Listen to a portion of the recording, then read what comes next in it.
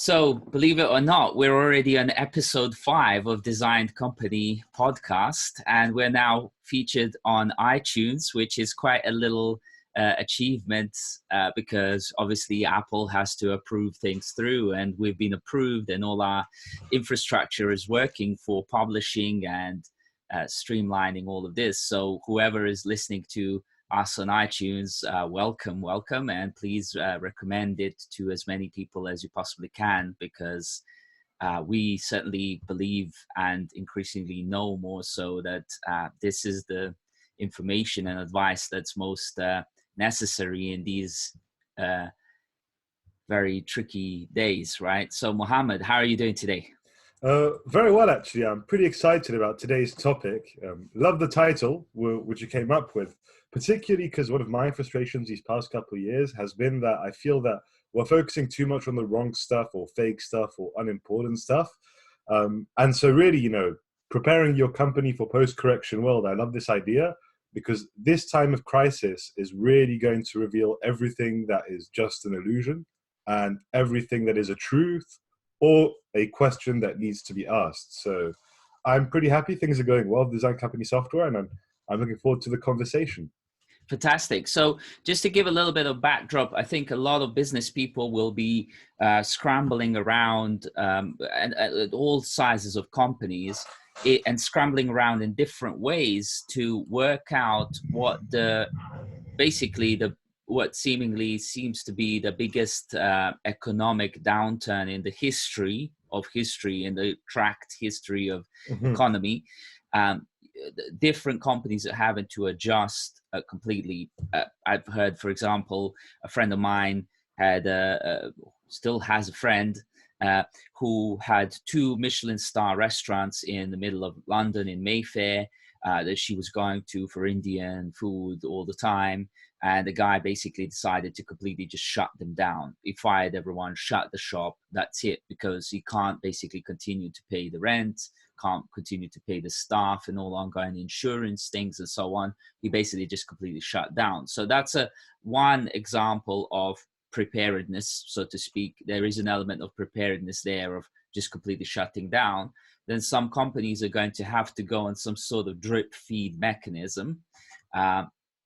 Some companies might be able to kind of scale down and provide basic servicing and maybe some readjusted to align with the current situation. And then some companies are going to be able to thrive. I mean, personally, I describe this as survive, cope, and thrive these days. And then government is pushing in and pumping in all sorts of money through different channels, and companies are now starting to work out or trying to work out what does that mean, because the government has made in UK, for example, announcements that they will be giving effectively what sound like grants and unsecured loans at worst to companies, but then companies start reading things from the banks, and the banks are saying you still have to secure this with your personal property or assets and so on. So there is still an element of lying, spin, and misleading and so on, whether it's intentional or unintentional, but it's a real world impact. And so how do companies prepare for that is a question across the spectrum of Designed Company model, which touches on purpose, people, systems, innovation, products, money, and growth. What's the first thing that comes to your mind in this respect? Well, I mean, I've mentioned this previously, but what's really interesting in these times, if we talk about purpose, the first area Design Company, is just the general opportunity for introspection. So, I mean, you and I, we talk with business people every day in various fields, and, people are often very busy, going around, doing their things, jumping from one meeting to the next. And so I think it's actually very healthy that there is this time when people are working from home, they have a bit more time, they might still have some work to do, but they have more time to themselves to actually sit down and think, okay, what are we doing? Why am I doing this? Where are we going? So this is a huge opportunity for introspection, simply put. And I think, in terms of the businesses, up until now, especially for me who works in the tech and startup area, I've seen so many companies that I just wonder, why on earth do they even exist? I've seen so many so much money being pumped into companies. I'm not sure what their purpose is. And so I think in these times of crisis, it's actually going to be very healthy, whereas we're going to really start seeing companies emerging that have a fundamental purpose. Because ultimately, when everything's going good, I mean, there's a saying I really like, which is hard times create strong men create good times create weak men, and then the circle is complete because weak men create hard times, right? So whether it's men or women, but really this idea that because we're going to have these hard times, those who are actually strong, in the sense of fundamental strength, working on something real, having a real impact, are going to emerge. And so I just feel like this is going to be a great time to filter the wheat from the chaff, and that those who have a fundamental impact on others, for others, will emerge despite the crisis we're going through. Exactly. And this is the reason why purpose is at the heart of designed company model. It often people will typically pre-crisis time, they will probably have thought purpose is kind of a fluffy, esoteric, philosophical kind of not really that important sort of aspect of it all. But now actually people are really questioning, what's the purpose of me having this? Or what's the purpose of me doing this? Like a lot of people who've been made unemployed and so on, they're realizing that their sort of lifestyle of constantly traveling into the office and constantly having endless meetings and things like that hasn't really got that much purpose. And books have been written in the past from the Basecamp guys who wrote the book Rework, okay, where they basically only have, and they suggested this, it was 10 years ago, they suggested only have meetings in absolutely necessary moments and times, and have them with an agenda, with a clear purpose, okay? That's what they were saying, in amongst other things in terms of how they work. Now, that looked a bit like fancy, sexy, too advanced, too simplistic, too almost hippie. But now, if you were to take that book and kind of brush through it again, you'd realize that's a sort of manual for surviving the kind of virus apocalypse that we're seeing now, where everyone's quarantined.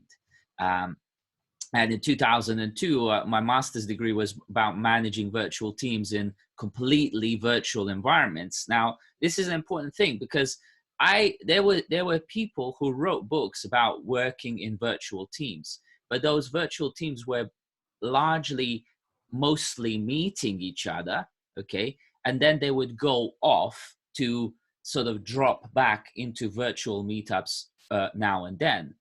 But my thesis was about managing virtual teams in completely virtual environments where you never meet the person you work with, right? And if you think about you and I, when was the last time you and I met face to face? It was a while back. 3 years at least. Yeah. But we're working together all the time, right? Yeah. We're collaborating nonstop. We're more collaborative than majority of the office workers, okay?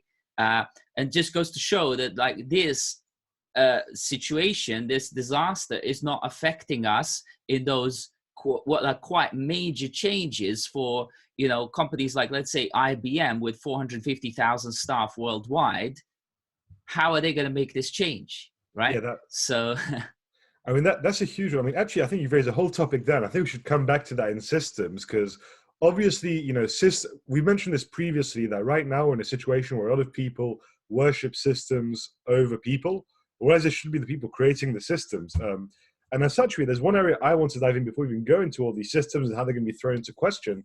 When we're talking about people, I think it's the strength of leadership, because what we often see in a company when any project goes wrong or there's any difficulty, people tend to overmanage the situation. So they fall into micromanagement. They want the details. They want to control every single aspect.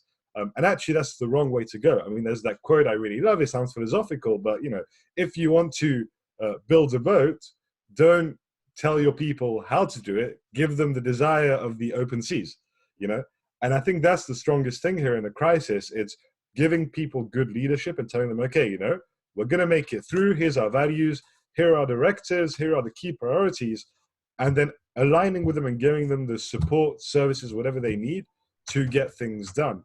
And so, especially right now, in an environment where we're not all together in offices, we're going to have to rely on self-management more than ever.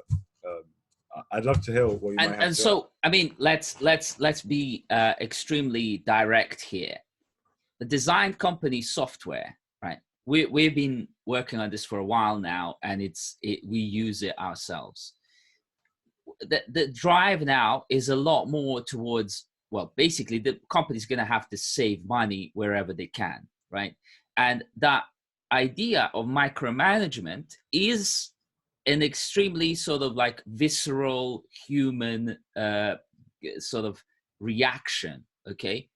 So what we're doing with the design company software is we're saying, hey, you want to do this. We understand that, but you never had time to do this fully, and now you have zero time to do that. But our software still provides you with ability to micro check in with every single employee of your company, no matter how big or small it is, on daily basis. It literally takes them few seconds to check in on purpose, people, systems, innovation, products, money, and growth. And you can get a wrapped up version of what's really going on. So the sentiment changes, you can literally track day by day, which is exactly what this situation is calling for.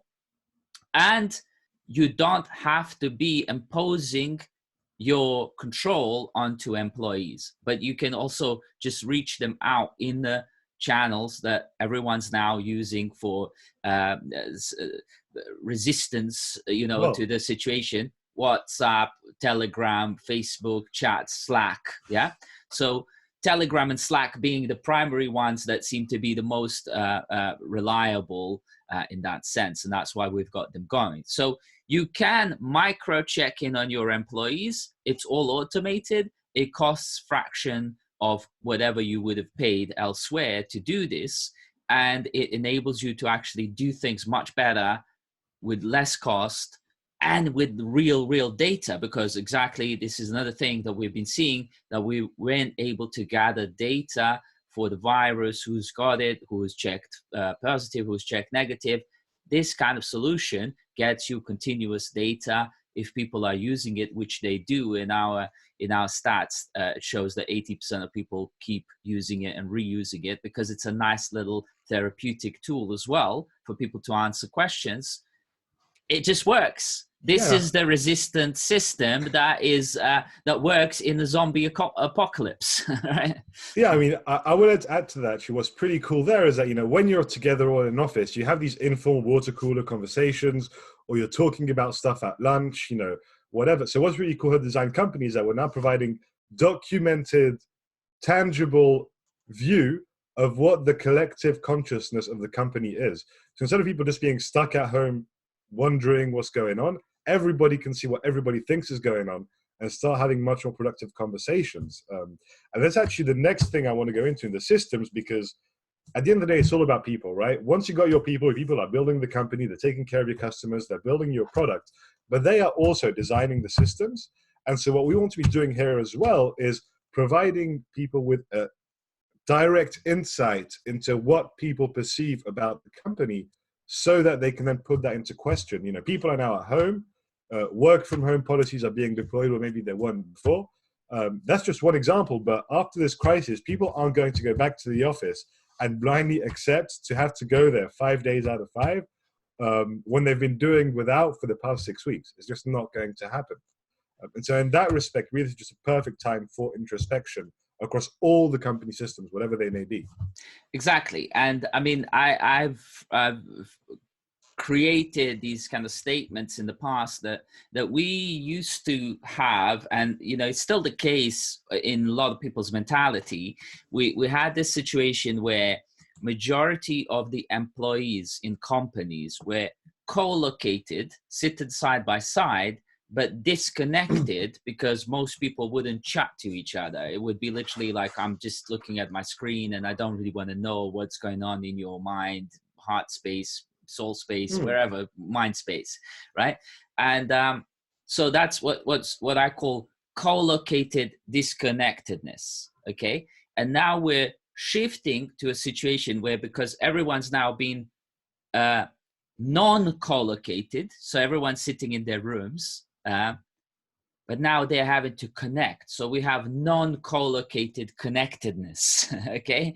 And it seems like people always go for the opposite of whatever's happening. So if the trend is down, they drive up.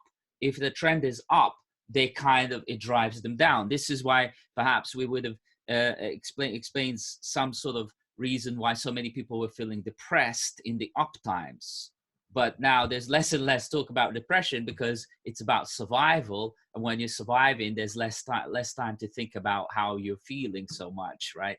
It's a sort of physical survival. And so, but physical survival is now enabled through digital means, right? Because even if the government needs to drop you some supplies, you need to be able to tell somebody through some sort of digital means that you need supplies. And, this is what we're saying we should be doing all the time, but not spending hours and hours on doing these check-ins, but spending 10, 15, 20 seconds per day to check in on one question across 7 areas of the company, so that everyone in the company can understand what they should and ought to be able to supply you with, not based on assumptions, not based on beliefs, but based on direct data, direct insights, live feeds, simple, digestible facts. Okay. Yeah. So I think that role of collective intelligence is actually really important. I mean, I've been reading about, since we're talking about systems, various business continuity practices, because obviously the current times are disruptive. And actually it was quite funny because, so I'll read you some of the recommendations, some of the main recommendations I saw. So enable employees to continue to function without endangering them. Make sure they can work from home effectively. Give them tools, technology, and security. Review HR policies to ensure people aren't negatively impacted in case of special events. Make sure that staff members have received appropriate training to comprehensively cover the absence of key personnel. And let me just pause you there. What? You see, the issue is, yeah, that's all beautiful, right? I've got something here. I agreed this with my son when he was 6 or 7. These are the rules of the house. Okay. yeah. So there's like no punching or hitting, no shouting, no saying I'm not your friend. Okay. No swearing, etc. Okay. We agreed with these rules, and guess what happens over time? He doesn't follow them. Okay. So the issue with rules like that, when they say ensure, well, how do you ensure when there is 100,000 employees in your company?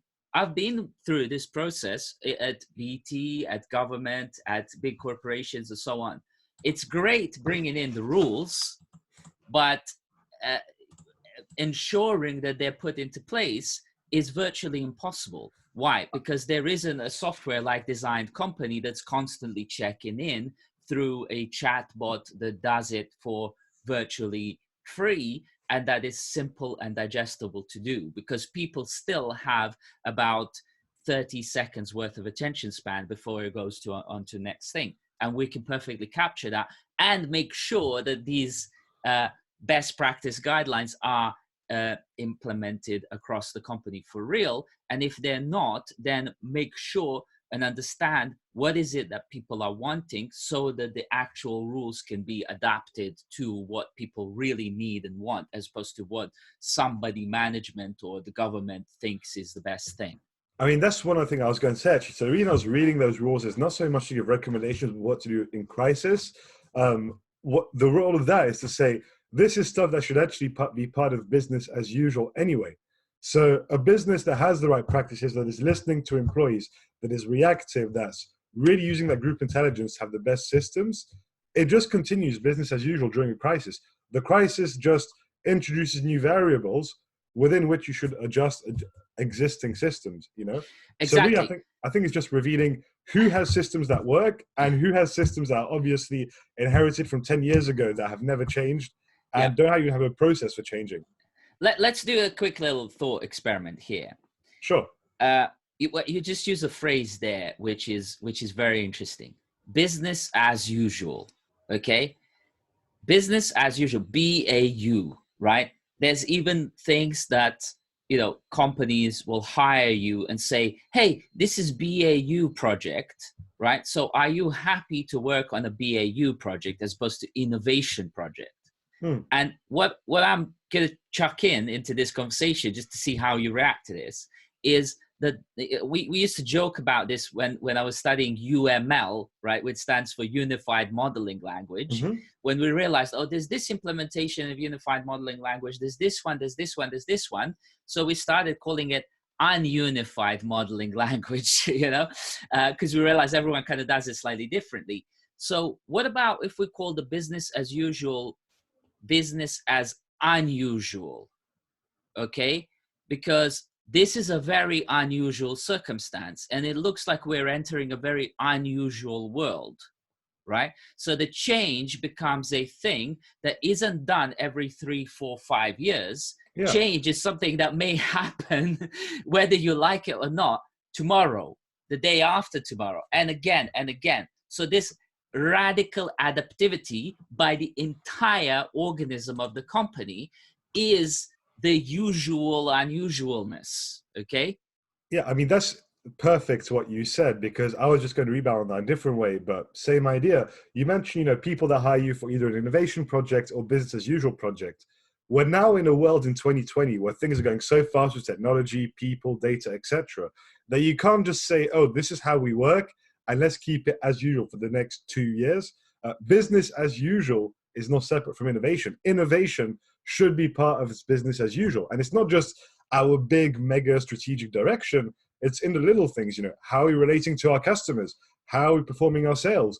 How are we supporting the employees? Like this perpetual self-questioning process and iterative improvement, that's what business as usual should be. And so even when you face such a huge crisis as we are now, well, it's just going to push your innovation a bit more to the limit, but you should already be used to putting yourself into question, taking into account changing external forces, and integrating that into whatever you're doing internally. I'll give you an example here. One of the companies that we run is called UX Coach. It's been all about preparedness for virtual coaching, teaching, conferencing, etc. And I've been saying to people, this is the future. This was the future 10 years ago, right? Meanwhile, companies like General Assembly got funded with $170 million, or maybe more, actually, if you look that up. Like General Assembly probably received some like $350 million in 3 series. And all of their teaching was classroom based. And I'm guessing that now General Assembly, because they were exposed to so much investor capital, are just basically going to fold up. Or they might not fold up, but they're just going to have to change to a business model that's never, ever going to repay back that 350 million. So either way, you're just basically running a business that will never become profitable based on how much it's raised. So meanwhile, UX Coach is going to thrive no matter what the circumstances, as long as the internet is up, which seems like it will hold up just about, we can continue. And that is the preparedness for the business as unusual. That's just one example. Along the lines of that, design company is preparedness for business as unusual, continuous innovation, because as we were saying at Rowley, revolution through evolution. Million micro steps are going to get you to this, like, oh my God, look how amazing these things are, right? Yeah, because we made millimeter changes every hour for a year. Okay, Kaizen at its most radical, the art of continuous improvement from Japanese people. And so, this is where we're at now. And it's exciting in that sense that unless people wake up to this, companies are just not going to be able to adapt rapidly enough and radically enough to the new unusual world that we're living in. So actually, that ties in nicely with the next theme, which is products. And here I'm speaking from the experience I've had for the past couple of days. Everybody's saying we're in a recession, we're in a crisis, nobody's buying anymore. I've had a number of people that have reached out to us for design company software, and I've been calling with them. And about, I would say, 8 out of 10 of the conversations I've been having with people, those companies want to continue talking to us, implement design company software internally, because we're fulfilling a real need. But also during that conversation, I'm not selling, I'm figuring out, how is their workplace being affected? What's going on? I'm delivering value. And so what's really good right now, what we're seeing is from a sales perspective, because, sales is not like the old days, just call someone up, hard sell them, get them to agree through psychological tricks. It's really about delivering value, which is part of your product and customer experience, as we've said. And so in that respect, I think now is not a time to say, oh, I shouldn't be selling. Now is the time to say, how am I delivering value even before the person is using my products or services? How am I having a productive conversation? Correct. And this is where, in a sense, the idea of applied philosophy, which is one of the ways to define design, there is a philosophy that works, and everyone can get value out of it even without implementing the software.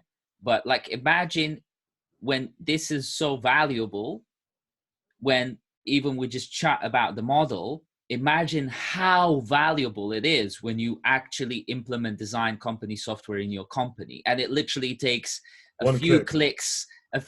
Let's just give it a benefit of doubt. Few clicks. Yes. Really, it's one click, but few clicks and you're onboarded, and it just goes viral like the coronavirus in the best way possible. You want these kind of things to go viral. And this is what we've been looking at, how to disseminate best practice models into companies with least amount of friction, which is what good UX design is about and what actual people preparedness is for. So like, one of the things that's been happening in this upheaval is that now, because all the companies, and I studied this in 2002 again, so I know exactly the issues that are going to rise up. And that's why we designed this in a proper way into design company software. What happens is that companies are like, oh, we're just going to move everything virtual.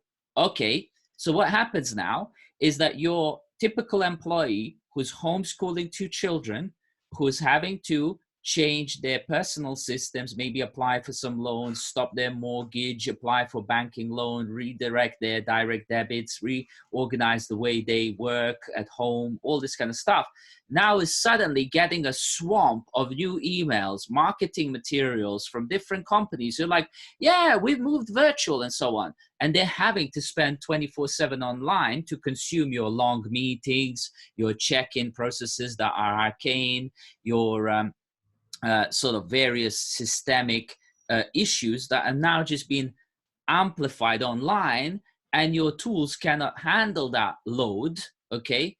And on top of that, you're not gathering data that you're really looking for in a structured way that's actionable. Meanwhile, design company software has been organized to put minimal extra pressure on people's minds, which now they're under extra pressure. Lots of people are going to go depressed from being under so much pressure from different angles.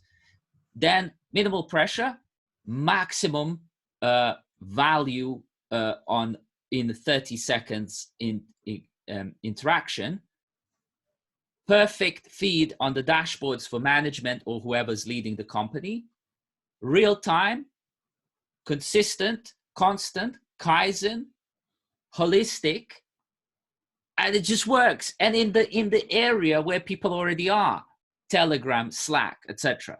So this is how things ought to be done. So the perfect enterprise systems require people to spend as little time on them as possible and get as much productivity out of it as possible. That is literally what I always say when I'm speaking with customers.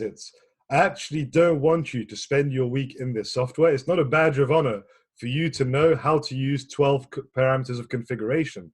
It's all about getting value. That's what it is. And this is the thing, what's happened. So I know this firsthand from UX design world, that there has been 2 types of UX design going on out there. And this is now hurting us as civilization. The majority UX designers have been working in a B2C environment, designing apps that are designed to keep you hooked, because the advertising based model is all about the more time you spend on the app, the more adverts we can charge for. Okay. Yeah. Perfect. Okay. That's great. But actually, in the enterprise world, it's completely the opposite. People are paying a small sum in design companies' situation. That's a very small sum per seat to feed in as much valuable information, get as much valuable information as possible with as least amount of interaction as possible. This is the enterprise model. Most UX designers have not been taught for this. Meanwhile, I worked at so many different enterprise apps for banks, for governments, for webinar platforms, and so on. So for me, it's always been about optimize, optimize, optimize, optimize, get the customer in by all means, get the user in, get them to produce the most productive piece of data or output they possibly can, and get them out of the tool, right? That's it. And get them back in when it's necessary, again, in a smooth way, and get them out. This is effectively how Google works, okay? Nobody ever complains about Google, because you just go there, you type in what you want, and you're out. That's it. That's a perfect enterprise tool. I always say that's the goal, it's really to enable people to have more productive offline conversations. I mean, even if that's happening through Zoom, Slack, but we don't want the tool to replace conversation. We just want the tool to provide key shared intelligence about what's going on.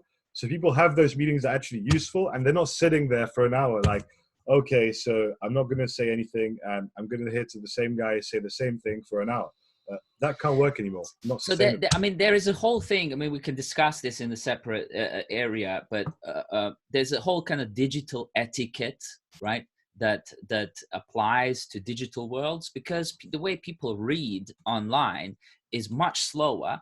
They tend to skim through, and they get so much information that's very hard to disseminate through in terms of what's important and what not.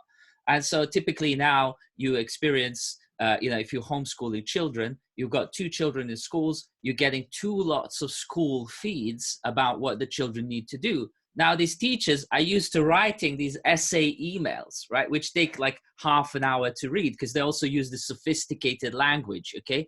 So you're sitting there as a parent, it's like, oh my God, I got to do some work, but before I do some work, I got to make sure that my children are homeschooled properly. So now I have to read this email, and twice over, and they're all worded differently all the time. And there is some sort of link to another tool that you have to open, sign up to, do this, do that. Before you even know, you spend 2 hours setting your homework for children, and then you're having to work.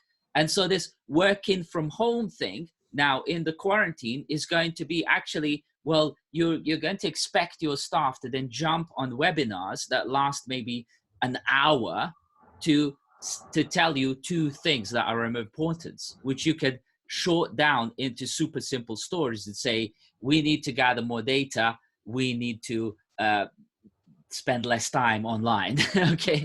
I mean, there's actually a number of really, really good startups here in France that have a very simple policy, which is why have a phone call when we can literally handle that as a question over an email? And they're very radical about that. I think that's a really good way to approach it. Keep things brief, concise. No need to blabber on about relevant stuff. I mean, yeah. There's an important thing there to say, which is that email is an unstructured tool. Email was never designed as a tool, even really for communication in teams. Okay, it's not really a team communication tool. And but the issue is that, like most people, because email is just so easy, it's there, oh, I can write and so on and so forth, people just reach out to it as a go-to tool. Meanwhile, the structured tools that enable structured collaboration are the tools that we're still lacking as humanity. And getting the right balance between the structure and freedom, okay, is where it's at. And this is another skill for enterprise UX designers to develop, to understand, hey, how much of this is a prescribed versus described aspect, right? They don't even know this. So the tools that have been developed and designed, name any tool, okay, is mostly a failure in that respect, and because it's been designed by people who don't know what they're doing. Meanwhile, Design Company is designed by a person who studied a master's degree in this stuff, literally a master in the subject matter.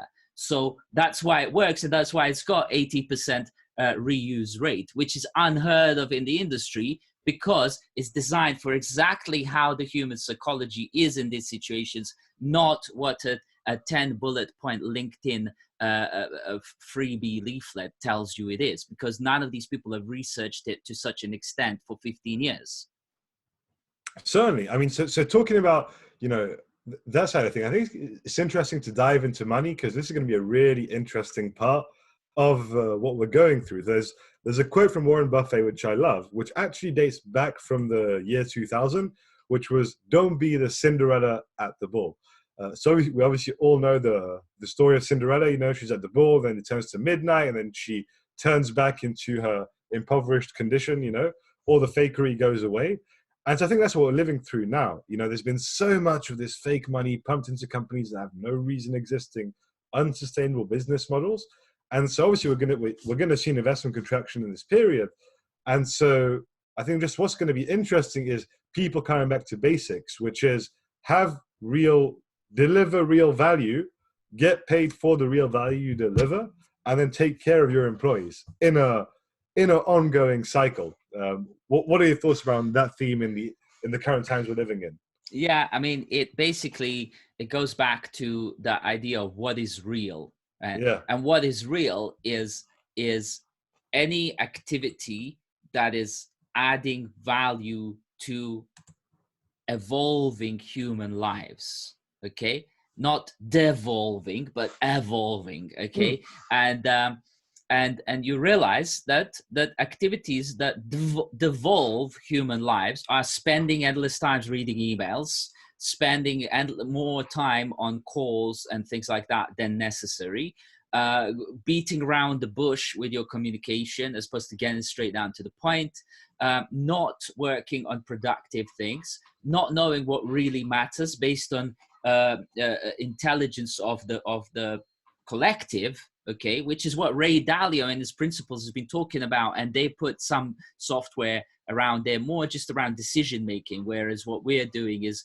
we're both enabling better decision making, but also redesigning and evolving and changing companies and adapting companies in real time all the time.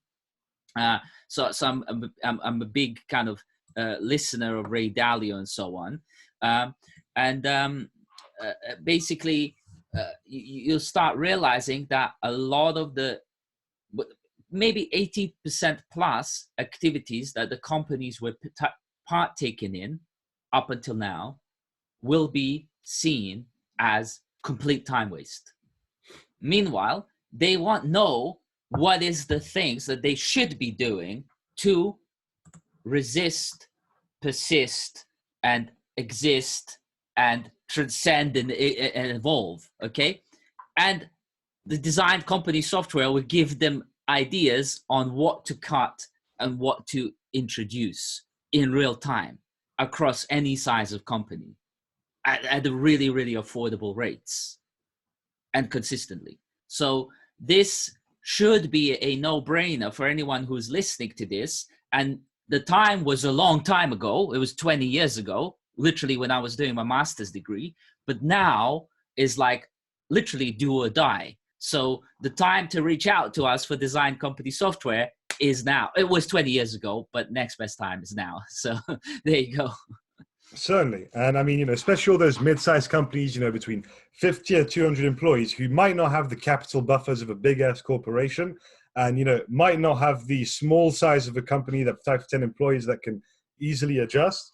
Really, people in the middle are going to get hit the most, will especially benefit from what we're doing right now. So, as Jason said, reach out to us. We'll plug a link in there. And talking about it then, so the final theme of growth, because I think that's the important thing here. We've talked about purposeful growth in previous episodes. I think a question here is to ask is what is real growth? Because especially if you look at GDP, for example, GDP is going to be going in a recession, but what is GDP? How do we measure economic growth? Why are we even seeking growth at all costs? I mean, if we look at all of the transactions that's going to be generated in hospitals, people are saving lives, they're doing that. But if you look at it in a more meta sense, we're really just going back to normal. People were sick and then they became unsick. So humanity as a collective wouldn't really have progressed in that sense. What are your thoughts? Well, here's a real world scenario. My son is texting me, so he's using text messenger saying, wrap up now because I've got a piano lesson in 10 minutes, right? So growth is being able to spend every single of your time in real growth activities, supporting your family, supporting the learning and development across different areas of human capacity, including musical, playing an instrument. Like a lot of people are going to take up an instrument now where they always said they don't have time.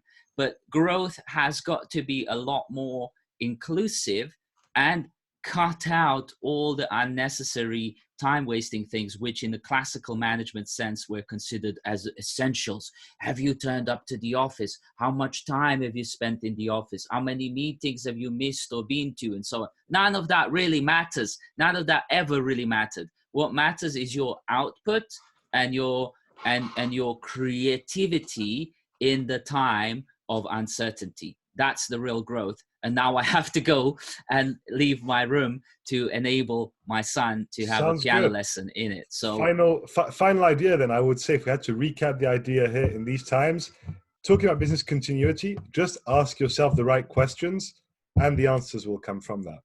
exactly. And design company software does that automatically at fraction of a cost if you were doing that with any other software on the planet. Thank you so much. Take care. Brother, all the best. Bye.